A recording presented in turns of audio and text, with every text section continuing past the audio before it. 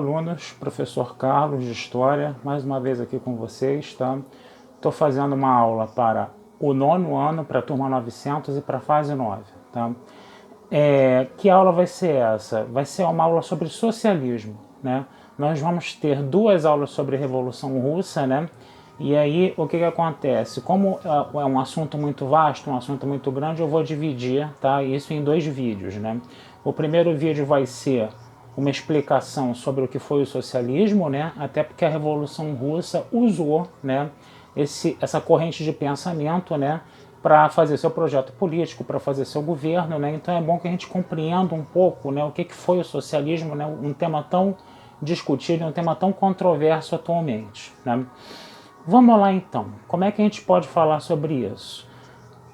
Recapitulando, né, coisas que eu já falei com vocês em sala de aula, né, foi o seguinte: depois que houve, né, as chamadas revoluções liberais ali no século XVII, no século XVIII, né, e no século XIX, onde a burguesia, né, uma classe de comerciantes, de banqueiros, né, que não tinha nenhuma, como podemos dizer, nenhuma participação política, né, no governo, ela não tinha poder político, né, ela tinha muito poder econômico, né, a burguesia, né, mas poder político não tinha, porque você tinha um sistema de governo absolutista, né, onde, né, quem governava era um rei e uma classe de fazendeiros chamada senhores feudais. Então a burguesia vai fazer uma revolta, né, contra essa classe desses senhores feudais, e o rei no caso, né, e vai tomar o poder. E aí vai estabelecer um governo chamado liberal, onde ela vai dar liberdade a ela mesma, né, de ganhar dinheiro, de lucrar à vontade, de fazer as atividades econômicas dela sem nenhuma regulação por parte de um rei com poderes absolutos, né? O grande problema é que quando ela teve liberdade total para ganhar dinheiro, liberdade total para lucrar, ela passou a ter liberdade também para explorar, né, os seus empregados, né, as pessoas para quem ela pagava salários, né? Então você vai ter uma forma de governo onde você vai ter uma concentração de capital, de dinheiro muito grande na mão de uma elite, né, de burgueses, na mão de uma elite de patrões, de empresários, né? Enquanto que a população mais pobre, né, que era empregada, né, nas fábricas, nas indústrias dos empresários, né, continuava ganhando um salário muito baixo. Então você tinha uma sociedade muito injusta, né? O que vai acontecer? Por volta de 1830, 1840, mais tarde 1850, 60, ali no século XIX, vai surgir um grupo de pensadores, né, inicialmente na Inglaterra e na França, e mais tarde na Alemanha, que vão começar a pensar, entendeu, em alternativas, né, para você fazer uma sociedade mais justa, né? O capitalismo, né, que é um sistema econômico baseado no lucro, né, na acumulação de lucro e na competição, tinha conseguido produzir muitas riquezas. Só que esse capitalismo ele não tinha distribuído essas riquezas igualmente entre as pessoas na sociedade. Esse capitalismo ele tinha acumulado essas riquezas na mão, né, de grandes patrões e grandes empresários. Então esses pensadores aí do século XIX, eles vão pensar em alternativas, né, de se fazer uma sociedade mais justa, em alternativas, né, de se fazer uma sociedade onde essa distribuição de dinheiro e de riqueza seja um pouco mais, né, justa para as pessoas, né? E como eles tinham como objetivo principal o bem-estar da sociedade, eles ficaram conhecidos como pensadores, né, socialistas, né, ou o socialismo no caso, né? Então o que vai acontecer? Qual vai ser, outra coisa que é interessante também, eles criticavam demais a competição do mundo capitalista, né? É muito comum as pessoas falarem, as coisas só melhoram na base da competição, coisa e tal, não sei o quê, né? Tem que haver uma concorrência para melhorar a qualidade das coisas, coisa e tal. Isso é uma coisa que está muito dentro da ideologia do capitalismo. Os socialistas, eles acreditavam, entendeu, que a sociedade também poderia melhorar se, ao invés de uma competição, houvesse uma cooperação entre as pessoas. Essa aula aqui, por exemplo, é um exemplo de cooperação entre as pessoas. Eu tive oportunidade de estudar, eu tive uma família que me deu essa oportunidade de estudar, eu aprendi as coisas na faculdade, eu consegui fazer uma faculdade, me formei, coisa e tal, e agora eu estou passando esse conhecimento para vocês. Então, o próprio fato de ensino e de educação, né, é um exemplo de cooperação entre as pessoas, né? Só para a gente dar um exemplo aí. Então é uma coisa que não é totalmente impossível assim não, tá? Então o que vai acontecer? Qual vai ser o primeiro pensador socialista, né? Por mais curioso que isso possa parecer, o primeiro grande pensador socialista, né, foi um empresário, né? Foi um empresário chamado Robert Owen, né, um empresário inglês, né, onde ele tratava os seus empregados com um pouco mais de dignidade do que os outros empresários, né? Por exemplo, ele colocava os empregados dele para trabalhar uma jornada diária de trabalho de 10 horas e meia. Né? Hoje nós sabemos que uma jornada de trabalho justa é de 8 horas, né? Mas no século XIX, uma jornada de trabalho de 10 horas e meia era considerada, entendeu, um grande escândalo. Por quê? Porque os patrões geralmente colocavam seus empregados para trabalhar até 16 horas por dia. Tá? Imagina você pegar o seu emprego numa fábrica às 8 da manhã e largar meia-noite, tá? Tendo que ainda, de segunda a sábado, tendo que ainda no domingo você ter que limpar as máquinas, né? E só ter 2 intervalos de 15 minutos para o almoço e para a janta, né? Que nem o nosso recreio de 15 minutos, entendeu? Então vocês imaginem como era exploratória, predatória, né? Como o empregado ele era muito maltratado, muito explorado pelo patrão, né? Então Robert Owen botar uma jornada de trabalho de 10 horas e meia, de 16 horas para 10 horas e meia era considerada loucura na época. Os outros empresários achavam que ele era maluco, que ele era excêntrico por estar fazendo isso, né? Sem falar também que ele mandou construir ambulatórios, né, nas suas fábricas, né? Caso algum operário sofresse um acidente de trabalho, teria um ambulatório para ele ser cuidado, coisa e tal, né? Antigamente, o que acontecia nas outras fábricas, né? O que acontecia nas outras fábricas? Se um operário sofresse um acidente de trabalho, ele era demitido, entendeu? Porque ele não servia mais para trabalhar e ele não recebia qualquer indenização da empresa. Robert Owen não. Robert Owen já fazia um ambulatório para cuidar, né, dos operários que ficassem machucados nas máquinas, etc. Tá? Outra coisa também que acontecia muito, né? Como geralmente o pai e a mãe estavam na fábrica trabalhando o dia inteiro, as crianças ficavam soltas na rua, por aí, entendeu? As crianças ficavam sem qualquer proteção. Então o que o Robert Owen fez? Ele também mandou construir creches, né, para os filhos dos empregados dentro das fábricas, né? Como ele gastava parte dos seus lucros, né, parte do seu dinheiro com essas atividades aí para os seus operários, reduzindo a jornada de trabalho, né, fazendo ambulatórios e creches, né, ele não aguentou, o Robert Owen não aguentou a competição com os outros empresários, grandes empresários capitalistas, né, ele acabou falindo. E aí ele chegou à conclusão de que a única forma de você acabar com a exploração é acabando com a propriedade privada. O que é uma propriedade privada? É uma propriedade que pertence a uma pessoa, tá? E que ela produz alguma coisa. Por exemplo, uma fazenda que produz milho, uma indústria, né, que produz, sei lá, sapato, etc. É diferente de propriedade particular, onde na propriedade particular você tem uma coisa que você compra e aquela coisa é sua e ela não produz nada para você. Por exemplo, um chiclete que você compra na padaria, ele passa a ser seu, que você paga, né? E ele é uma propriedade particular sua, você mastiga aquele chiclete, joga fora o chiclete e acabou, tá? Então a propriedade privada não. A propriedade privada é uma propriedade que pertence a uma só pessoa também com uma propriedade particular, mas nela você consegue produzir alguma coisa para você ganhar dinheiro, como um sítio, uma fazenda ou uma fábrica, tá?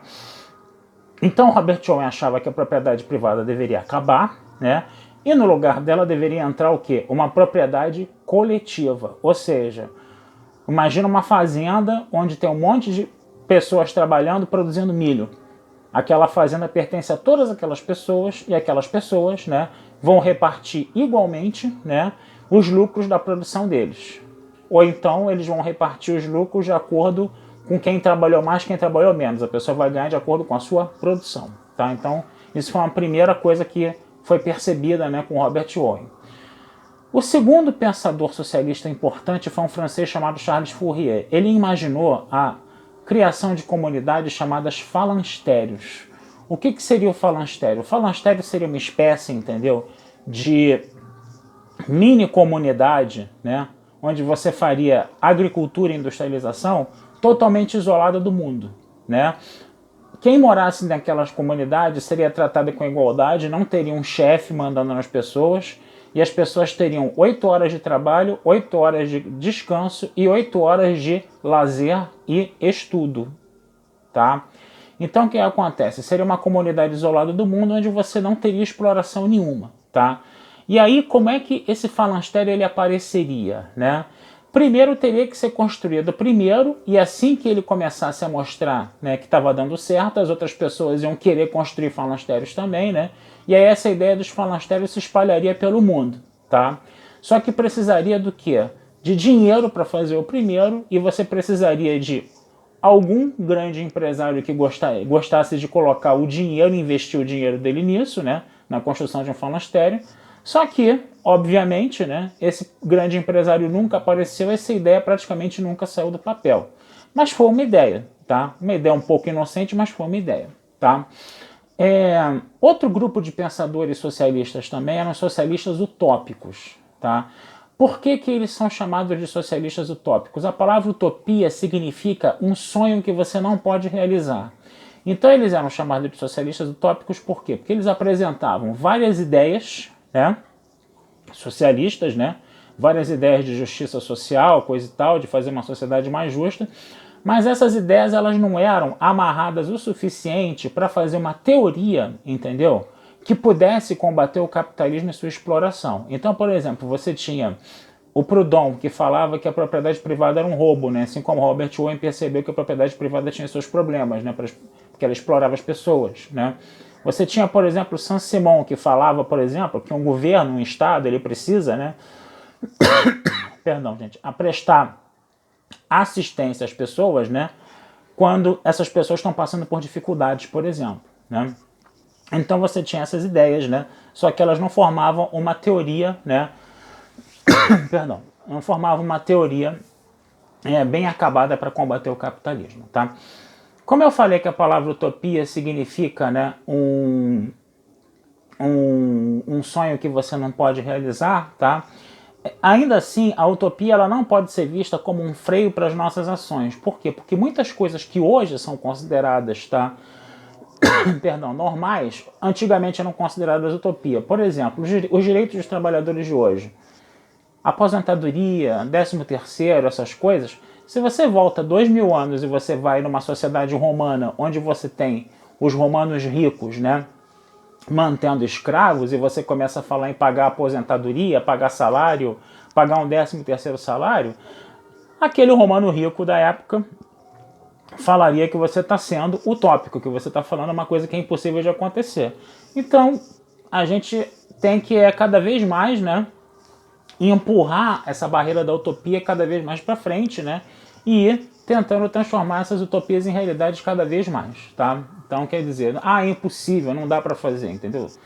Se tiver a vontade de todos, dá para fazer sim, tá? Agora, qual foi um outro grupo de pensadores, né, socialistas que esse sim, né, pelo menos eles diziam isso, esse sim criou uma teoria para enfrentar de frente o capitalismo? Foram os socialistas científicos, tá? Os socialistas científicos, eles acreditavam que tinham criado uma teoria para fazer frente ao capitalismo, por quê? Perdão, porque eles estudaram de uma forma crítica e científica a sociedade. E aí eles foram identificando uma série de problemas nessa sociedade e foram pensando, né, perdão, em alternativas para driblar esses problemas, tá? Quem foram esses socialistas científicos? Foram dois pensadores alemães, o Karl Marx e o Friedrich Engels. O Marx ele desenvolveu um pouco mais essa teoria, né, do socialismo científico, né, tanto que ela é conhecida também como marxismo, tá? E aí o Karl Marx ele falava várias coisas. Por exemplo, a primeira coisa, o empregado, né, o trabalhador, ele não deve ser visto como uma vítima, tá, do sistema capitalista, um tadinho que é explorado pelo sistema capitalista. Ele tem que ser visto como um agente de transformação social. Se você tem patrões explorando empregados do mundo inteiro, esses empregados do mundo inteiro eles têm que fazer o quê? Eles têm que se unir, tá? E lutar contra esses patrões por uma sociedade mais justa, tá certo? Então, quem vai realmente, né, mudar a sociedade, acabar com a exploração capitalista e instituir um regime socialista, são os trabalhadores, tá? Eles não podem ser vistos como coitados. Outra coisa também que era muito interessante da gente ver é o seguinte, o Karl Marx ele falava, né, que o sistema capitalista ele é injusto e irracional. Por quê? Porque essa coisa de você concentrar dinheiro e riqueza na mão de poucos, vai aumentando o quê? Vai bagunçando a sociedade, vai gerando pobreza, vai gerando miséria, vai gerando violência, né? Que é mais ou menos o que nós estamos vendo hoje, né? Quanto mais predatório é esse capitalismo, mais injusta e violenta é a sociedade, né? Vocês estão percebendo que está num país onde está acontecendo isso, infelizmente, tá? O que acontece? Então, para o Marx, entendeu? Os trabalhadores eles têm que se organizar e fazer uma revolução, tá? Para derrubar quem? A burguesia. Assim como a burguesia fez uma revolução para derrubar os reis com poderes absolutos, tá? Então o Karl Marx ele fala que o processo histórico, a história ela vai se modificando, ela vai avançando de acordo com a luta entre classes sociais. A burguesia lutou contra os senhores feudais e o rei, agora é a vez de quem? Do proletariado ou os trabalhadores lutarem contra a burguesia. E por aí vai, tá? Outra coisa que é importante de falar também, as condições para haver uma revolução socialista na cabeça do Karl Marx e do Engels seriam em países onde o capitalismo estaria muito desenvolvido, né? Onde você teria já uma sociedade muito urbanizada, né? Morando a maioria dela nas cidades, né? E industrializada, né? Com muitas indústrias desenvolvidas, né?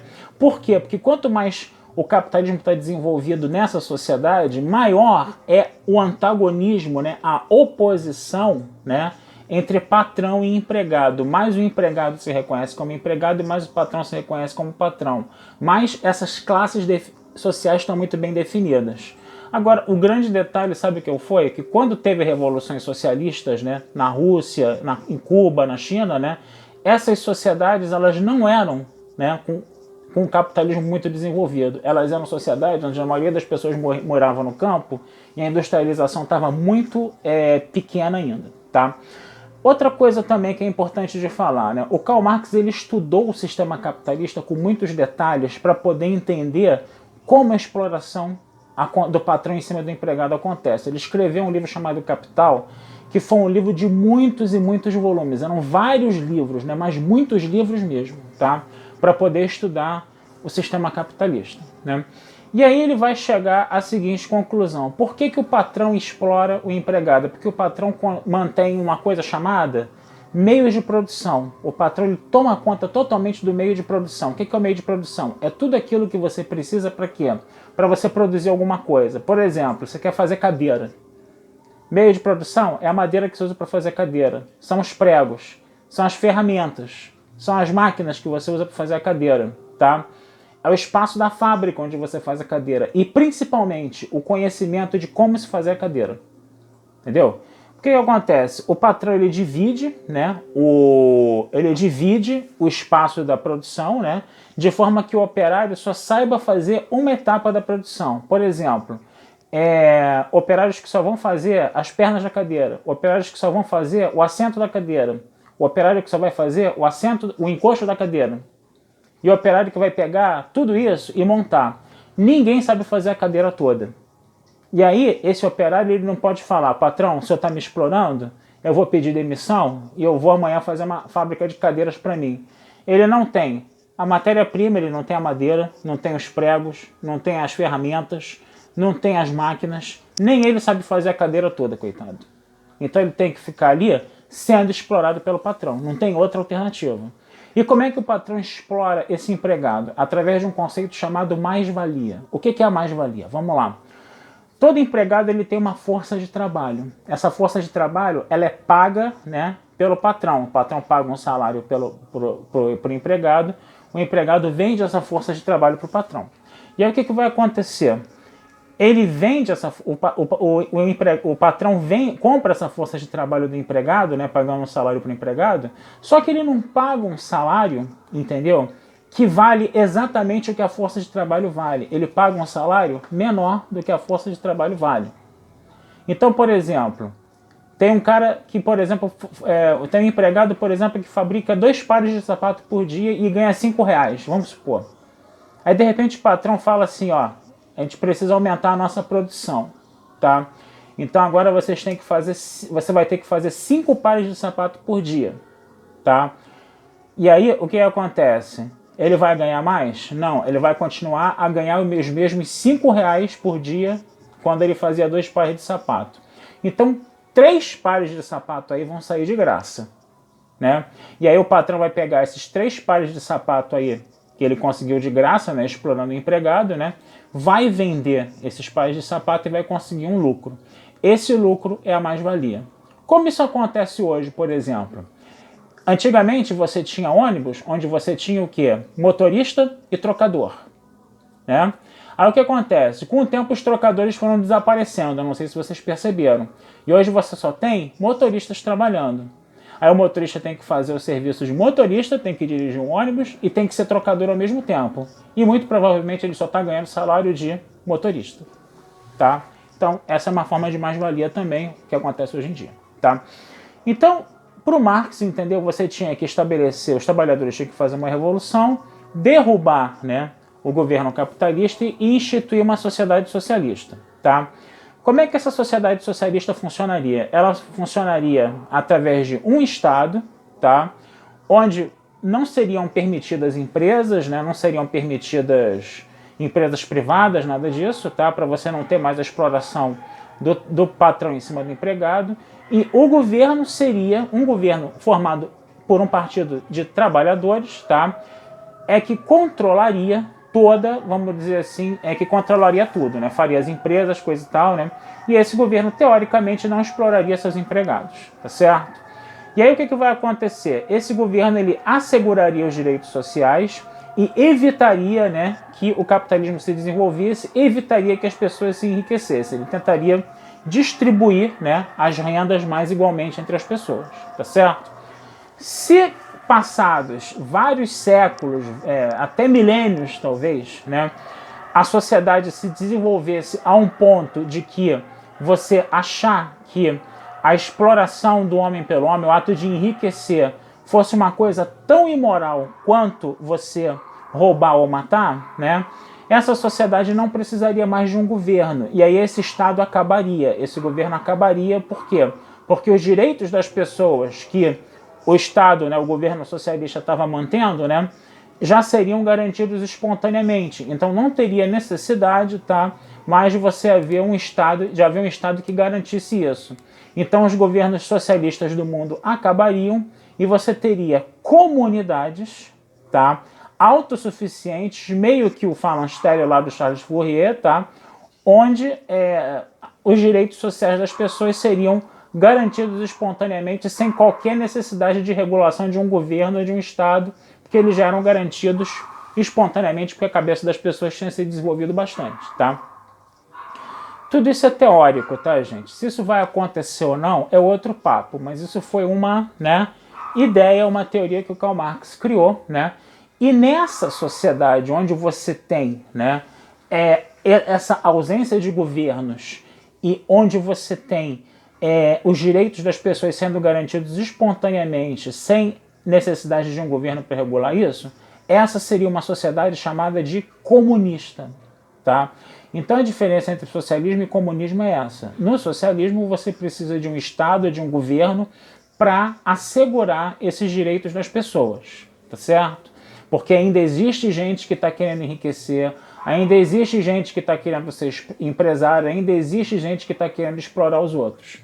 Numa sociedade comunista, isso já não existe mais, porque a mente das pessoas se desenvolveu a um ponto disso não acontecer mais. E aí, né, você tem o quê? Comunidades. E aí você não tem comunidades e não precisa mais de governos, tá? É só vocês perceberem que a palavra comunista vem de comum, tá? Então, essa é a diferença entre os dois. No socialismo existe um Estado e um governo, e no comunismo não existe, tá certo? O que acontece? Para as pessoas poderem se revoltar contra os empresários e fazerem uma revolução socialista, precisa haver algumas condições. Primeiro, precisa haver uma crise, uma situação de crise, né? Porque em situações onde não há crise, as pessoas não se revoltam, tá certo? E segundo, por que as pessoas também às vezes não querem fazer uma revolução socialista? Porque existe um domínio da burguesia sobre as pessoas. Esse domínio ele se faz de duas formas. Primeiro, através de uma coisa chamada ideologia dominante. O capitalismo ele tem uma ideologia que ele fica colocando na cabeça das pessoas, tá? Que vai contra as ideias socialistas. Por exemplo, aquela coisa de falar que a competição é a única forma de melhorar a sociedade, a coisa de falar que sempre vai haver ricos e pobres, que você tentar uma sociedade mais justa é uma utopia, né? E isso geralmente, né, é colocado por meios de comunicação, né, cujos donos são empresários, né? É colocado por escolas com ensino mais tradicional, é colocadas, infelizmente, né, por alguns segmentos religiosos, infelizmente eles fazem isso também, tá? Então o que acontece? Você tem essa ideologia dominante, né, sendo reproduzida aí, né, sempre falando que o socialismo é uma coisa ruim, tá? Sempre falando isso, que o socialismo é uma coisa ruim, tá? E a segunda forma como o socialismo às vezes não acontece, tá? Que as pessoas não fazem uma revolução socialista pela dominação da burguesia sobre a sociedade, é que a burguesia também, ela controla, né, as leis, ela controla a polícia, ela controla o exército, né? Então se algum grupo, né, vai tentar fazer alguma, vamos dizer assim, alguma manifestação, alguma solicitação, algum pedido de que você faça uma sociedade com parâmetros mais socialistas, mais justos, coisa e tal, né? O que vai acontecer? Vai haver uma repressão de ordem policial, vai haver uma repressão por base das leis, vai haver uma repressão por outros meios, né? E estamos vendo tudo isso acontecendo, infelizmente. Tá certo, gente? Então, quer dizer, é mais ou menos isso que eu queria, né, falar sobre o socialismo. A aula se estendeu bastante, tá? Mas pelo menos eu consegui colocar todos os princípios do socialismo aqui, tá certo?